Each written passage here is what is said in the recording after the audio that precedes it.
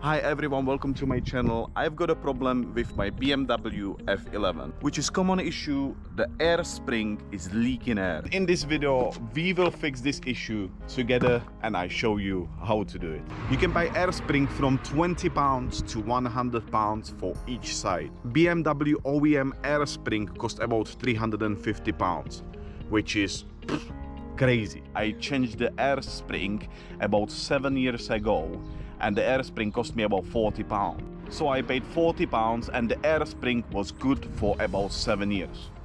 That's a good price, no? So if you're gonna be choosing which air spring to use, don't have a look on the price. I think the price doesn't matter because you can buy cheap one and it's gonna stay on the car for 7 years. You can buy expensive one from BMW, which was originally on this car, and this car is 2013 and I changed the air spring in 2017 because it completely gave up. So the air spring was there 4 years, and after 4 years OEM air spring gave up. So 40 quid for 7 years or 350 quid for 4 years? Tell me. What I'm going to use, it's a brand Dunlop.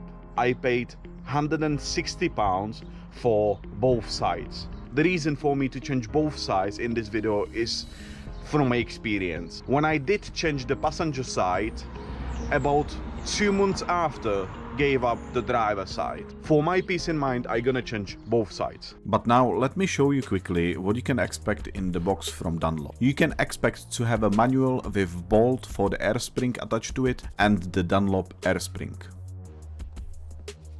As well, what I will do in this video is I will use the stopwatch to show you how long takes me each side to do it. So now I'm pressing start and we are going to fix the issue. First thing, I will crack the wheel bolts when the car is still on the ground. Next, I get the jack and lift the car, but I ran into issue because the car was too low. So I had to start the car and wait till the spring will be inflated. Then I was able to push the jack under the jacking point and lift the car. After that I did remove the bolts, and with few friendly taekwondo kicks I was able to remove the wheel. Here you can see how bad is the air spring and you can hear the leak. Now something sharp and I'm gonna make hole in it, so it's gonna be much more easier to take it off. You don't have to do it this way, but because this one is cooked anyway, it's gonna be much more easier for me to do it this way. When there's no air in the spring, I press the 3 plastic clips on the bottom of the air spring and push it up from the hub.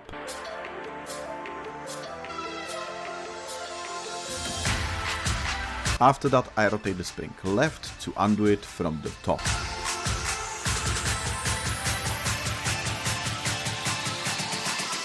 And then I am able to remove the airline with 10mm spanner. When I remove the airline, I have to undo this ring clip or whatever is that name for it.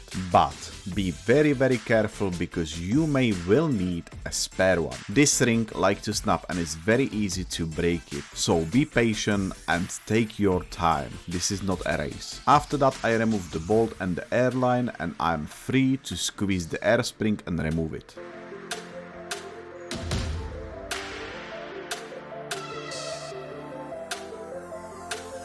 Next step is to grab the new spring and squeeze it where the old one was. Then I try hook the spring to the car before I connect everything just to try if the spring fits. You can see the 2 points on the picture that have to be hooked on the top. Then I have to rotate the spring to the right to be able to lock it in place.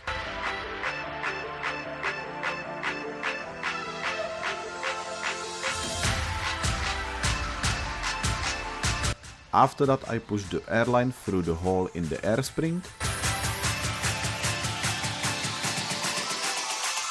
Then I put the bolt first, following that I squeeze the small ring clip back on the airline. The small ring clip have a short side and a long side. Short side facing the spring, long side go into the bolt. Here you can see it on the picture.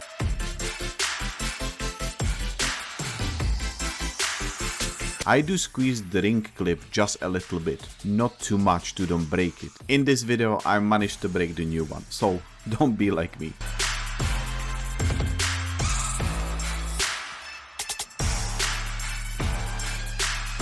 After all of this, I am ready to bolt the bolt back in, but again, be very gentle. The bolt should be tightened only up to 3 Newton meters. Don't over tie the bolt because you will be in big troubles.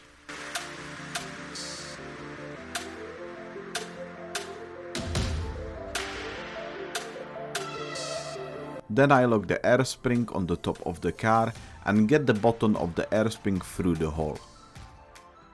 This could be easier said than done, because I had to turn the ignition on to pump a little bit of air into the air spring to be able to stick that bottom of the air spring through the hole.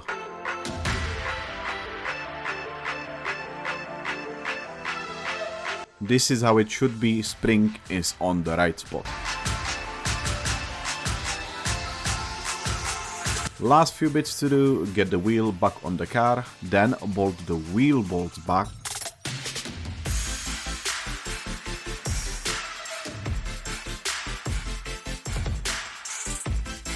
After that, drop the car on the ground and torque the bolts to 140 Newton meters.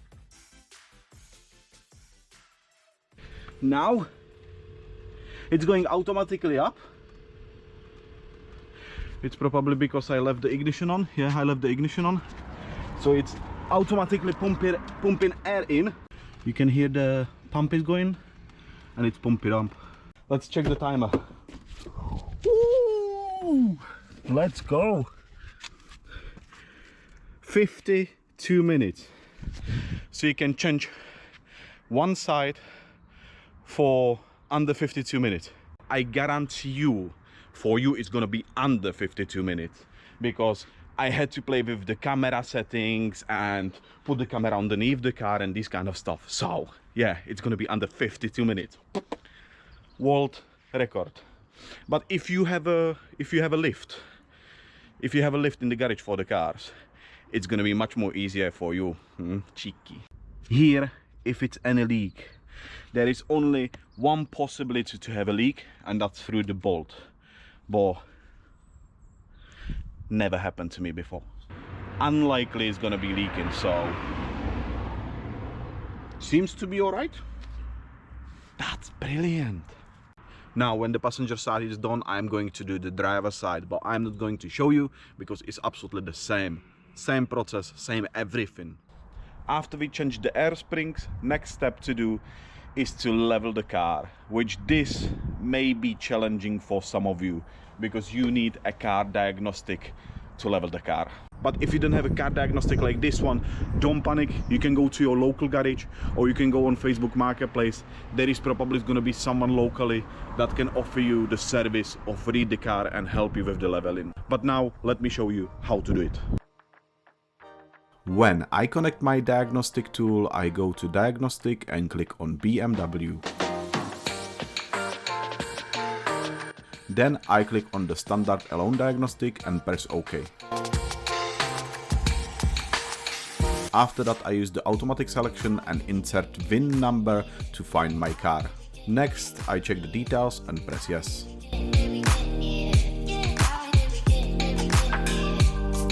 Then I use the hot function and select suspensions.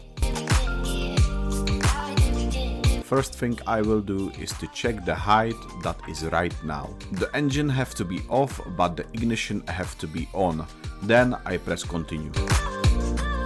Now you can see the car is absolutely perfect. It's 0 mm on the left and 0 mm on the right.